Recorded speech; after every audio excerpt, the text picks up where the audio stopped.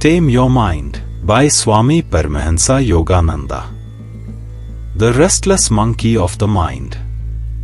When I was a young boy in India, I yearned for God more than for anything else. But my mind was restless, like a wild monkey, always running behind desires, emotions, and thoughts. Even as I sat to meditate, thoughts would jump from one to another like a monkey leaping from tree to tree. Meditation is the way to control the mind. I realized early on that the untrained mind cannot lead you to God. It will drag you back to the world, again and again. So I began to tame it with deep prayer and focused meditation, especially by watching the breath and concentrating at the spiritual eye. Rule the mind before it rules you. You must remember, rule your mind or it will rule you. This is a divine commandment for the spiritual aspirant.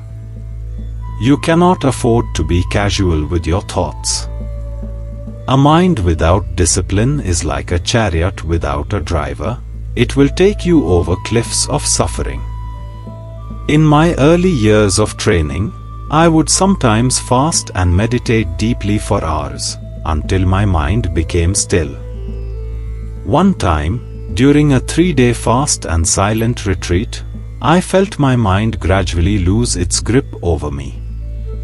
That inner quiet was more intoxicating than any worldly pleasure. From that silence, God's presence became real to me, not just a belief, but a living experience. Your will is stronger than you know. Use the tools God has already given you, the power of thought and the power of will. You possess the power of thought and the power of will. Utilize all your powers to free the soul. You can direct your mind to think thoughts of God, of love, of kindness. You can say no to restlessness and yes to inner peace. How? By persistent, calm repetition of good habits. When I came to America in 1920, I found the Western mind even more scattered. People were thinking of 10 things at once, yet hardly thinking at all. I taught them to meditate, to sit still, to watch the breath, to repeat God's name, and slowly, their minds began to reflect the peace of the soul. Be calmly active, actively calm. A person who is taming the mind is not dead to the world. He is alive to everything, but not enslaved by anything. I lived this principle throughout my life, managing the affairs of self-realization fellowship, traveling, lecturing, guiding thousands, yet all the while remaining centered in the calm joy of the soul. I was never overwhelmed. Why? Because I practiced stillness in motion. The trained mind doesn't become dull, it becomes a clear mirror reflecting divine guidance at every step. Change the thought, change the mind. Do not think that your restless habits are stronger than you. That is illusion. You are the soul, not the body, not the mind. I often reminded my students, you must learn to control your mind through regular meditation and right thinking. Right thinking means to think with faith, with spiritual discrimination. Wrong thinking makes the mind weak, confused, and full of fear. I remember one devotee who came to me tormented by anxiety. I told him to sit quietly and mentally repeat, I and my Father are one. At first his mind resisted, but gradually the thought began to calm him. That is how you retrain the mind, one thought at a time. Still mind, divine perception. When the mind is trained, your perception of the world changes.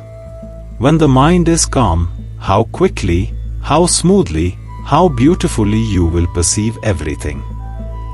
That is a truth I verified in my own life. After deep meditations, I would walk in the garden and feel that the grass, the trees, the sky, everything was shining with divine life. The mind had become a clean lens through which God's light could pass. I tell you from experience, a tamed mind is not just peaceful, it is powerful.